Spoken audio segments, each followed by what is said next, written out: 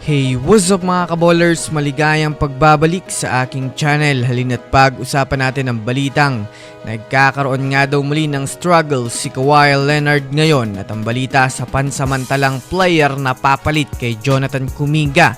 Alamin, tara na't pag-usapan natin yan dito sa Basketball Hot Shots.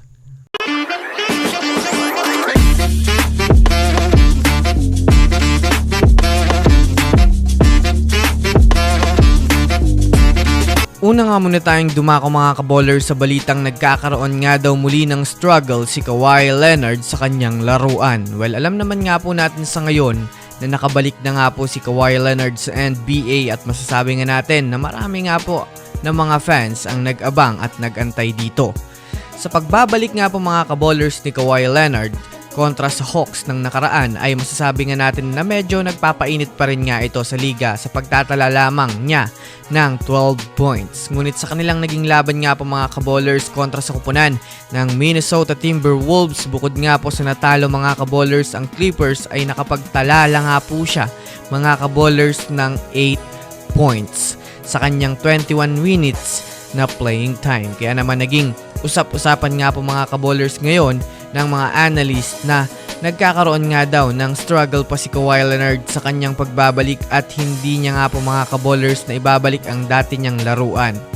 Pero kung susumadayan natin mga kaballers, matagal-tagal nga siyang nawala sa NBA at medyo bago nga po mga kaballers ang kanilang kupunan ngayon dahil sa kanilang mga bagong player, kaya mukhang nangangapa pa nga ito sa kanilang bagong rotation at mukhang nagpapainit pa rin sa liga. Samantala, dumako naman tayo mga kaballers sa pansamantalang papalit sa role ni Jonathan Kuminga sa Golden State Warriors.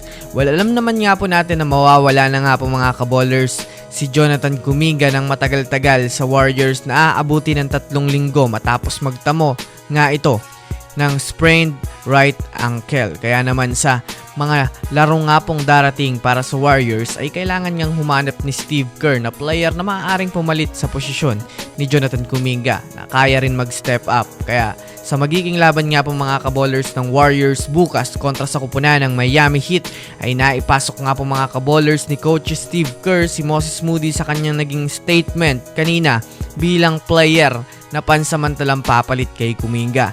Well, kilala naman nga natin mga kaballers si Moses Moody bilang isa sa mga player ng Warriors na dikit sa laruan ni Kuminga. Bagamat walang masyadong isolation itong si Moody ay mayroon naman nga itong matinding shooting at sipag sa depensa na masasabi nating pwede talagang gawing substitute player kay JK.